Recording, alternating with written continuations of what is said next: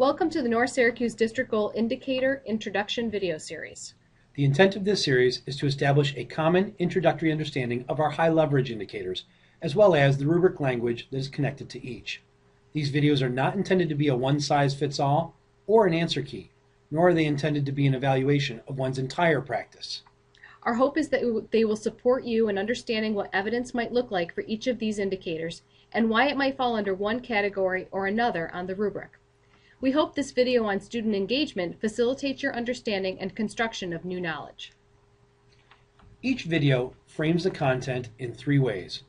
The mindset of considering here's what, so what, and now what supports us in articulating more clearly what each indicator is and then applying this understanding directly to our practice. Please feel free to pause the video at any time to meet your own learning needs. We hope this information helps us moving forward as we build a culture of learning for both students and adults. While it would be impossible to take a comprehensive look at what research states about student engagement, some of the leading figures in this area offer the following thoughts. Feel free to pause the video at this point if you are interested in reading in more detail. What we do notice are some common elements in these and other research examples. So let's consider how these bodies of research are the same and identify the major components they have in common. Whether considering the work of Schlechte, Marzano and Pickering, or McLaughlin's research, some underlying agreements across all of their work are the following points. There are multiple components to student engagement and many areas in which they can be engaged or disengaged. Instructionally, higher level or cognitive engagement results in more effective student learning. Specific questions should be considered in planning and designing instruction that will result in cognitive engagement.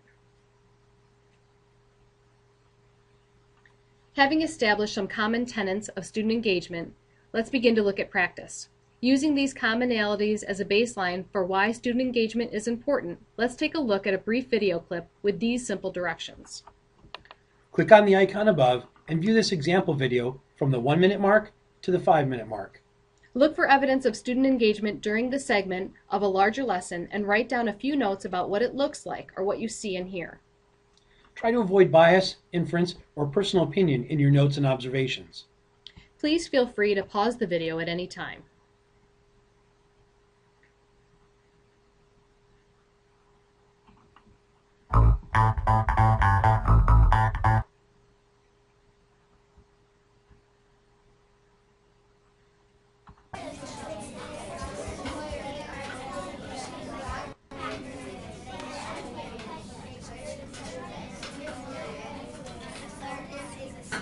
Ready, stop! Repeat after me. Repeat after me. A declarative sentence. A declarative sentence Is a sentence that tells you something. is a sentence that tells you something. It ends in a period. It ends in a period. An interrogative sentence An interrogative sentence is a sentence is a sentence that asks a question. that asks a question. It ends in a question mark. It ends in a question mark. Ready, stop! Ready, stop. To discuss with the person next to you, I want you to flip roles. Ones are now twos. Twos are now ones. Okay? I want you to talk everything, or tell the person next to you everything you know about imperative and exclamatory sentences. To teach. Oh, okay.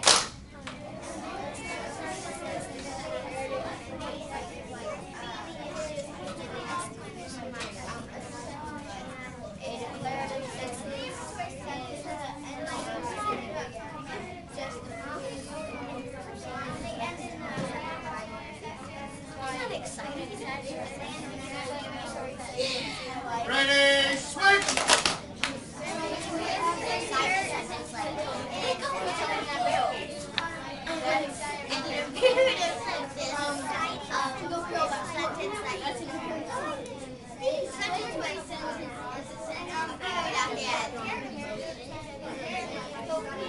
Ready, stop!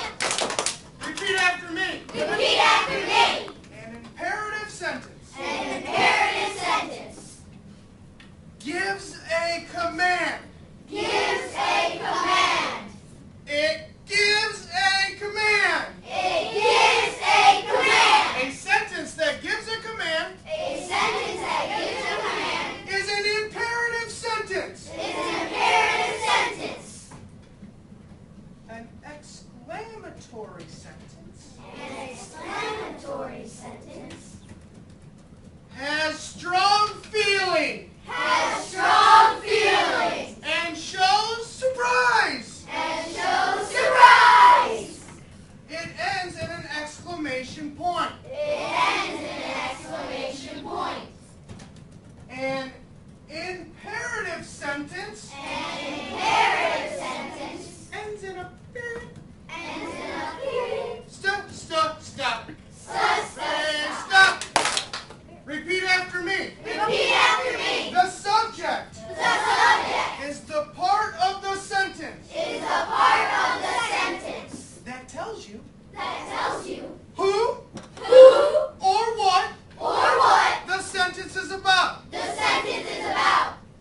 All the words All the words in the subject in the subject is the complete subject. is the complete subject. The simple subject The simple subject is the most important word is the most important word in the subject. in the subject.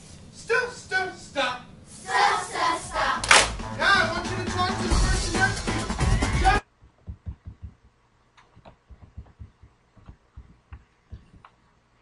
At this point, take a moment to look over your notes from the video clip as we begin to compare the evidence collected to our rubric language.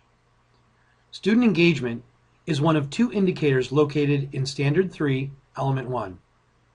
Note some key words in the indicator description taken from our rubric. And now let's take a look at the rubric itself. As we move from ineffective to highly effective, let's mark some of the words that articulate what evidence of student engagement should look like at each of the levels of practice. At the ineffective level, you may note some indicator language such as low cognitive or little interaction. At the developing indicator, you might notice insufficient level of cognitive challenge or occasional. As we move to the effective level, the wording changes to appropriately high level of cognitive, regular and ongoing, and teacher and peers. And at the highly effective level, we have appropriately high level, cognitive, regular and ongoing, teacher and peers, and students initiate interactions. So as you look back at the notes or observations you made, some of them may look similar to these. When we take a look at those pieces of observable evidence and place them alongside the key words we just noted from the indicator, how might you answer the following questions? What evidence might reflect student engagement at the developing level?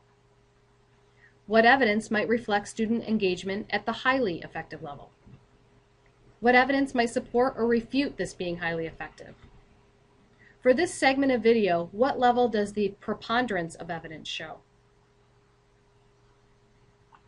As a takeaway from looking at the research, the rubric, and a small segment of instruction, please answer these two questions as a way to apply any new learning to your current practice as we close with considering now what. First, take a moment and consider how the teacher may have designed a learning experience that would have provided evidence of student engagement at the effective or highly effective level. And also, take a minute to pause the video, jot down a specific example of a lesson where you might design a learning experience which provides evidence of student engagement at the effective or highly effective level. As we close this video, and in an effort to model the model, we would like to offer a KWLQ strategy to recap our thinking. First, this video was intended to briefly summarize what we know about this indicator. Although not comprehensive, certain commonalities across the research were identified. Second, we wanted to know how this might look during a segment of someone's teaching and how the different levels of effectiveness are articulated within the rubric. Third, we hope you learned about where evidence from instruction might fit in on the rubric and where you might apply this in your own practice. Finally, and most importantly, We know the next question may be for you to ask, how do I do this more effectively in my classroom? Or where can I go for support? Please feel free to visit both the Professional Development and the Consultant Teacher web pages for more resources, ideas, videos, and supports. We hope this has helped establish a common understanding around this indicator and that you can build on it in the future. Thank you.